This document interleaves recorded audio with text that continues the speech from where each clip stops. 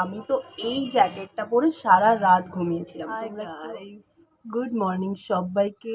I am উজ্জাই তাই আনান্যা। এই মিষ্টি রোদটা একটুখানি গায়ে মাখতে মাখতে হাতে নিয়ে বসেছি এই হলুদের বাটিটা।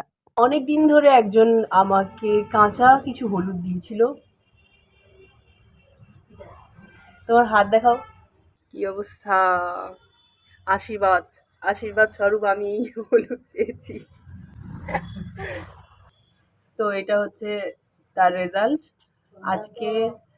তোমার কাছে ছোট বড় হোক না কেন, হ্যাঁ মাকেই করে দিতে হবে। কি বটি নিয়ে কি করছো? শাকের চচ্চড়ি বানাবো, সবজি কাটবো। শাকের সে যে ডাঁটিগুলো দিয়ে দিবে, ফুলকপির ডাঁটিগুলো, সেটা আলাদা হবে। অনেক দিন ধরে খাবো খাবো বলে আর খেতে পারি নাই, তো আজকে আমি সেটা খাচ্ছি। হলুদ পান করছি সকাল সকাল।